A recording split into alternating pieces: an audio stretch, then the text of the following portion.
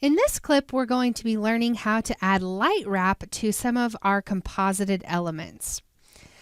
Okay, so a light wrap is a great node that you can use to composite elements onto a bright background to help make them feel a little bit more integrated. It's going to take the luminance values of that background if you so designate it to. There's a few options where you could choose differently, but it's going to take that light, so this kind of really bright area here in our sky, and then spill over onto our CG element. And it's also smart enough to recognize which areas of the background are brighter and where more light should be spilling, and which ones are darker, which is pretty cool.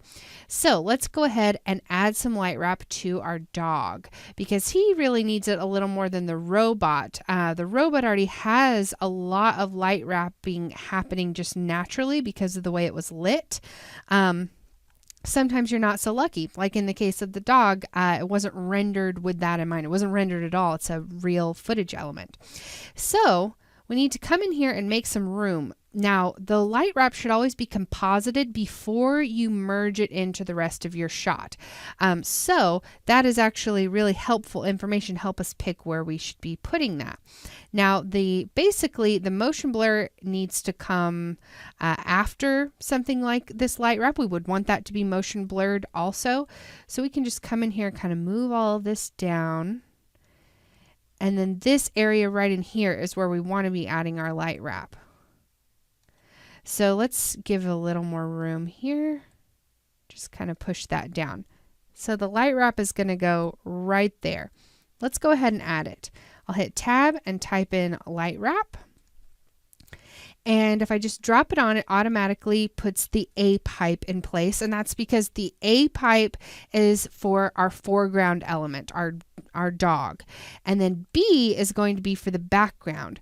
So then you would take this B pipe and actually go hook it up to your background footage. So I go find, lens distortion, that's where that's coming from, and plug that in.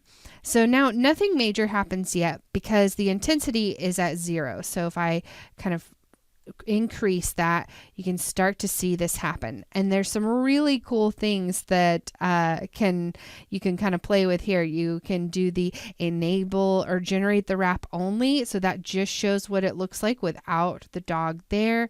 If you disable the luminance based wrap, it's just basically going to wrap it all around no matter how much light is in the foreground. Now you can see why that's not helpful, because it actually makes him look less integrated to have that there.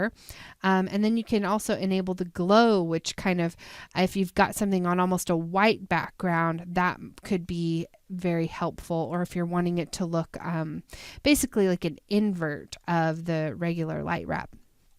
So,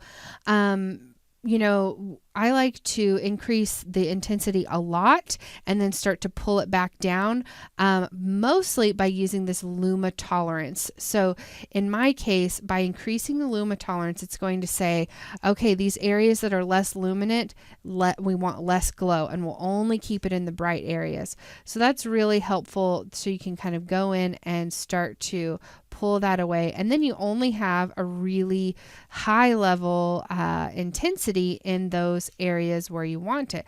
And then you can kind of start to pull that back if you choose. So I'm going to add a considerable amount because now I have it isolated, so it's only happening on his head. And that really helps to make his dark little ear right here, which is a really thin thing, feel more like it just blends in with the background and less like it's, kind of having an issue with integrating into our shot. So that I think is looking great. Now let's do the same thing but for the robot. So we're going to add that right here.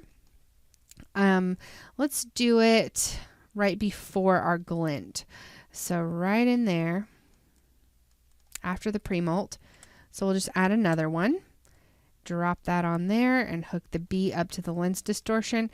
And, it kind of drives me crazy that these pipes just sort of have to cross over here, but there's not a really good way around it at this point based on how we've built our tree. So again, let's come over to the robot. We'll increase the intensity considerably and then start to go into that luma tolerance and increase there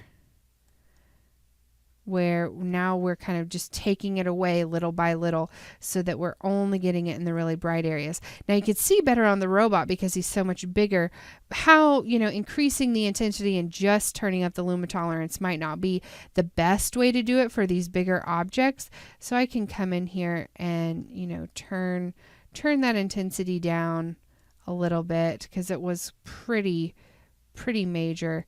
And then I can still come in and increase the luma tolerance more. And then the darker and darker areas are going to have less and less of a light wrap. So this is still a little bit much. I didn't really want any right there. So let's see what this looks like on the robot when I enable and disable it. Let's get in a little bit closer here. There we go. So you can kind of see how it's almost has this look of desaturating the image in the brightest places. So it's a really subtle but nice little effect to add to your shot.